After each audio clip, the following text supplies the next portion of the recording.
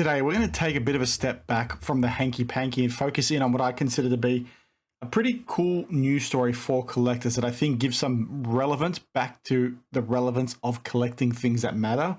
I'll unpack what I mean throughout this video because some of you guys might have found that pretty confusing, but you'll understand what I mean by the end of it. Now, I'll give a quick caveat off the top. Some of you won't like the person that I'm about to reference or the amount of money they've spent on a specific card, but I think this is a good story to sort of deep dive into those things that I just mentioned. Now, this relates to the news from Spinotron, who's a pretty big collector, pretty high-end collector for his acquisition of the card on screen, the Shohei Ohtani Dynasty Black 1 of 1 from Topps. This was the set that Topps released, the 50-50 set, when Ohtani broke the record for 50 home runs and 50 stolen bases within a regular season, if I remember correctly. Now, this card in question is the one on screen. It looks fantastic. I think when they first announced this, I said, that's probably one of the best cards that Topps has released in quite some time. I'm surprised they've not come out with a Dynasty Black set. I think this looks as good, if not better, than Panini Eminence, especially modern day Eminence, where they use the white looking cards in the blue pen. I think there's something special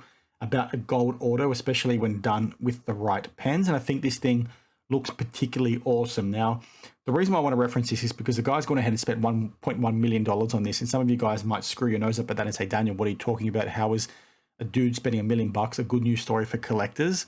I think it is because of two reasons. One, the first thing being that it's a collector that's gone ahead and spent this kind of money on the card. So I think that brings some relevance to this hobby long term. And two, because I think it's brought the focus back to cards that actually matter. Those are things that I've talked about a lot on this channel over the years, the cards that matter. I feel like the hobby sort of lost its way over the last 4 to 5 years by chasing things that are completely irrelevant. They're chasing the same cards year on year from the same sets year on year that are completely irrelevant long term. And the biggest concern I've always had is around things like Prism Gold, right? You've got a card that somebody wants to go ahead and chase. That player has a release in Prism every single year. By the time their career is ended, there's probably 100, 200, 300, 400 Prism Golds just for that player and all the iterations of the out of 10 or less, right? You've sort of lost its way. And what I mean by that, I've talked about this in length, is that, you know, just because it's a Prism Gold out of 10 doesn't mean it's rare, right? I've talked about that at length on this channel. If you're not sure what I mean, drop your thoughts down below and I'll point you in the direction of that video. So when I see a card like this get acquired, I think it brings some substance back. It brings focus back to things that a collector might actually want long term. Now, despite wearing a baseball cap, I'm not a huge baseball fan these days. I don't watch a whole lot of the sport. So for me, the whole 50 home runs and 50 stolen bases within a season is hard for me to comprehend. Is this thing ever going to be replicated? I know it's the first time it's ever done. Will it ever be replicated, though? So the question might be, will this card matter long term? But talking to out-and-out baseball fanatics, they're basically saying this thing might not ever happen again, especially in our lifetime. So a card like this might be pretty special, and it's pretty special because, number one, it's a 1 of 1. But the relic within there is from his pants that he actually wore during the game in which he broke the record. So as a collector of cards that has the same sorts of mindset or line of thinking as me, this would be something that you'd want to chase long term, right? I've talked about, you know, stuff like Flawless Soccer time and time again, how it's a set that I really like. Number one, because it's the only release they ever did for Flawless Soccer, but the things in there are match worn. So this is Andrea Pirlo. He's won a World Cup for Italy. He's an absolute legend from the Serie A. To sort of have a match-worn boot of his in a card, I think is insane, right? I'm a fan of him. I'm a fan of Italy. So to own that, I think takes collecting to the next level, because it's not just a card. It's a card that has, you know, a deeper meaning. So me as a collector, I've talked about this before.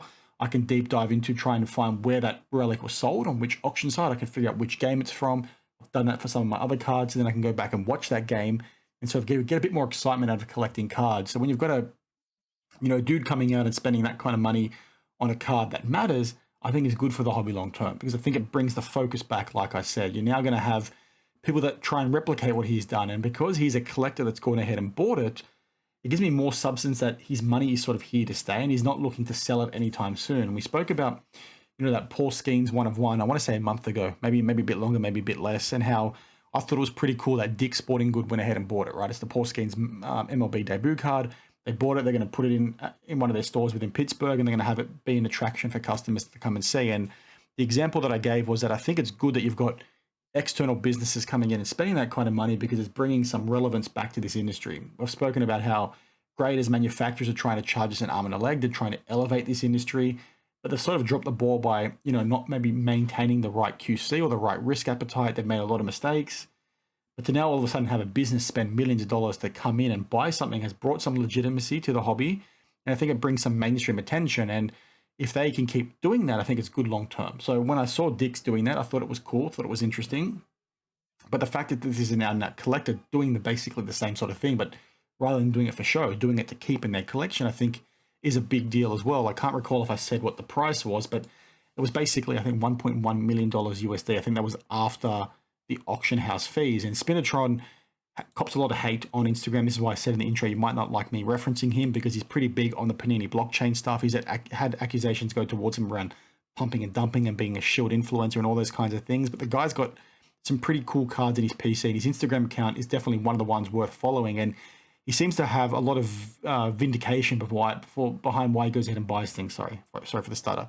He has a lot of indication for why he does it, right? And he's clearly a collector. And when I hear him talk about this card, like you can sort of see over here, it gives me some substance because he talks about it for the same reason why I buy a $100 card, right? He's a collector that wants to buy it and wants to own it. So the fact that this is in his hands long term, I think is also a good thing. The fact that a collector has bought it, I think is also a good thing because he's going to want to hold this forever, or you'd like to think so.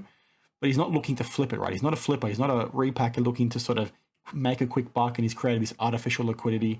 He spent $1 million because he wants to own this thing, and he wants to own it for a reason because he believes in the player and he believes in the card and he thinks it's relevant and he thinks it's going to be, you know, a good buy in 10, 20, 30, 40, 50 years down the line. So I think that's cool. Even though it's $1 million spender, I think it's cool. And some of you guys will, you know, push back and say people like him have sort of ruined the hobby. Well, I agree to an extent, especially when it comes to repacks and the whole gambling nature and the breaking environment. I think there's so much artificial liquidity that's coming from deep spenders that has sort of ruined things for you and I. But I'm excited for this to happen purely because I think he's a collector and I think he's approached it like a collector. And by him spending that money, I think it's going to entice these businesses to spend more and make more products like this to entice these kinds of collectors to keep buying more and keep wanting to be in this industry. I think I mentioned earlier, these manufacturers, these graders are trying to elevate sports cards to be a luxury good. Sports Card Radio have talked about this at length. I've talked about this at length in various videos about wanting to sort of elevate this thing to be an industry that people want to put their money into, because you might sit back and say, well, all this money coming in has ruined things like I just alluded to. But if you get this big money coming in, if you get these big businesses and wealthy individuals wanting to spend in this industry, off the back of it, it creates more value for you and I, because so many more sets are being created today that wouldn't have been created in the past.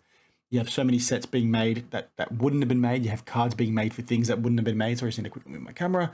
You have all these things that wouldn't have been here had it not been for this money coming in. And whilst there's been a lot of problems created off the back of it around, you know, breakers and repackers and all this fake money coming in, or this artificial liquidity coming in, or these things that are positioning us where we're priced out of product that we could previously buy, I think all those things suck, but they're a byproduct of this hobby being where it is today. And I don't like those things, but I think technically we're still better off than when we were, because you go to card shows and it's chalk and cheese compared to what it has been in the past. There are so many shows for you and I to go to. There are so many more cards to be buying. There are so many more things to be collected that I think we are better off. And I think there are more people like Spinatron that's willing to spend $1 million on a picture of a man.